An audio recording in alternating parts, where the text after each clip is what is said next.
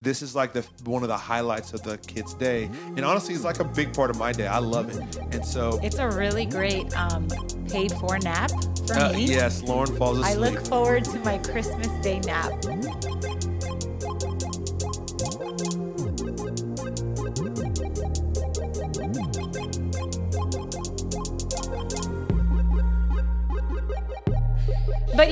But we want them to like focus on, like, you're going to talk a little bit about this because you're really good at this in our home.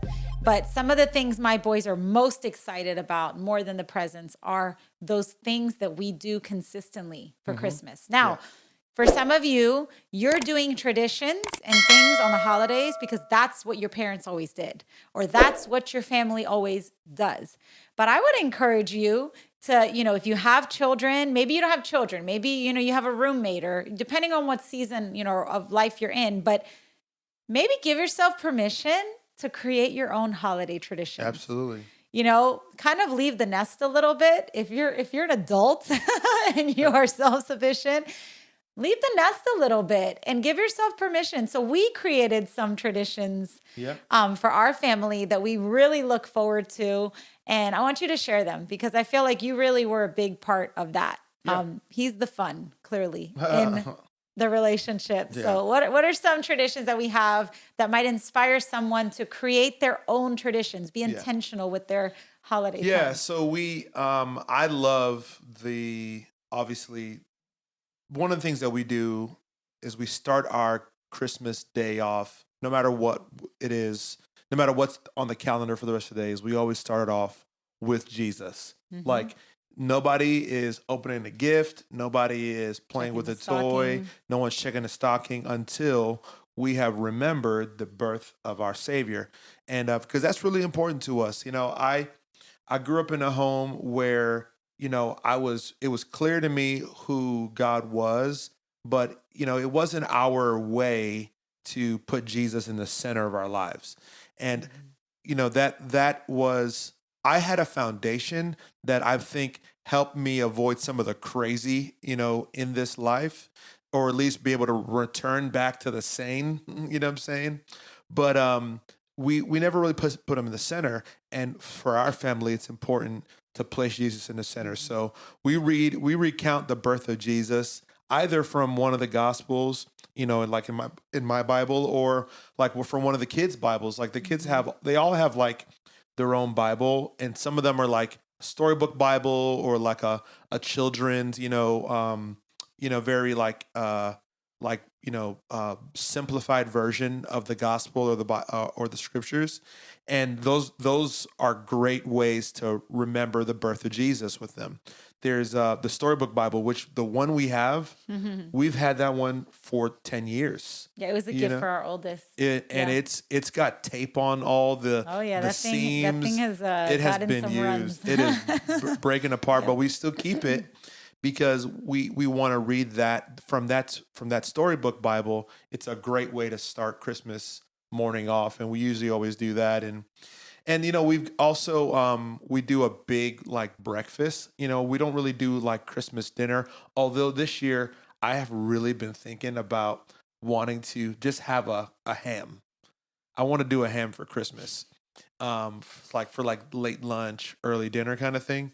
Anyway, I just found a great recipe. He just drops that on me right here. And so, but we do a big Christmas breakfast, and it's just the best. Like, the kids wake up and Santa has, left some cookies that he's ate on the plate for him. Let me actually stop you there. We actually every year ask them, what should we leave for Santa? Yeah. Every year it is very much again, it's an intentional, I know for some it's cookies. Well, given Santa's preferences that year, sometimes we make recommendations to the boys, but we leave something out for Santa. Yeah, he's had Red Bull. It changes year to year.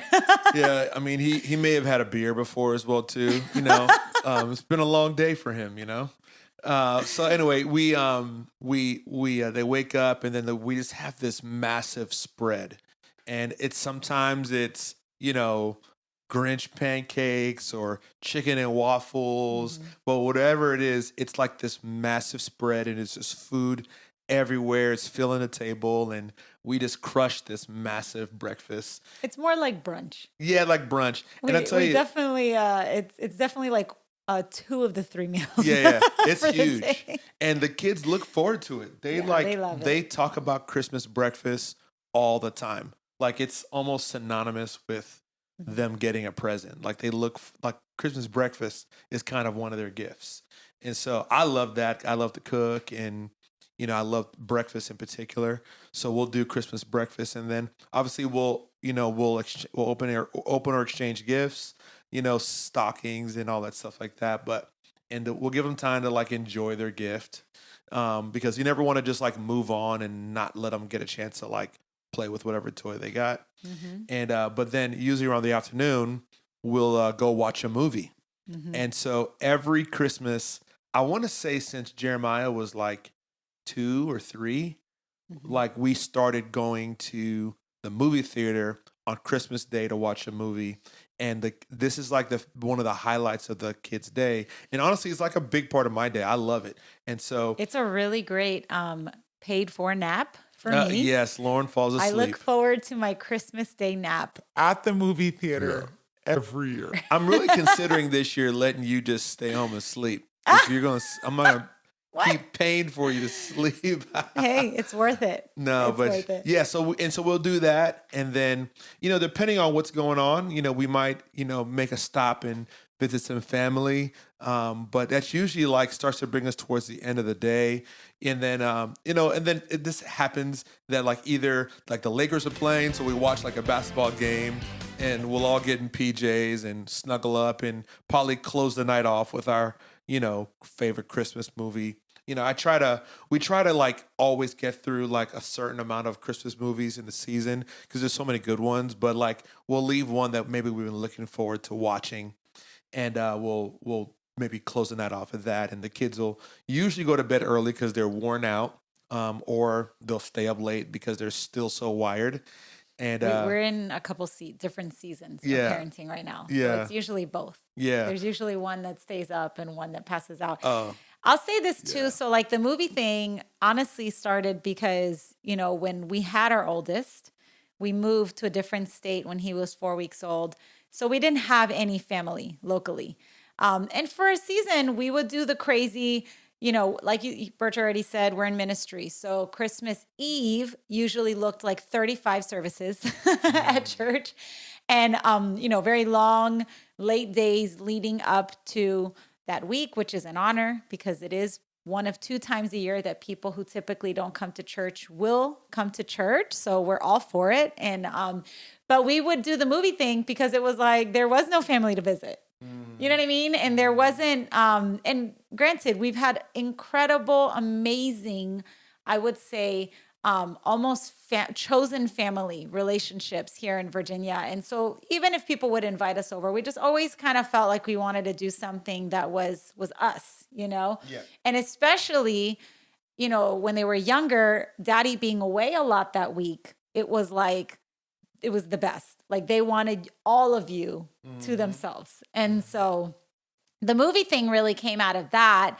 And honestly, like you said, it's just kind of become a thing, and they love it. It's usually an action movie, which is why I fall asleep. But I somehow always wake up literally at like the pivot moment of the like conflict. I don't know why that is. Every movie we've ever watched, I wake up at like everything's completely being destroyed and falling apart, and then I feel like I actually knew what happened. But Probably because it gets loud.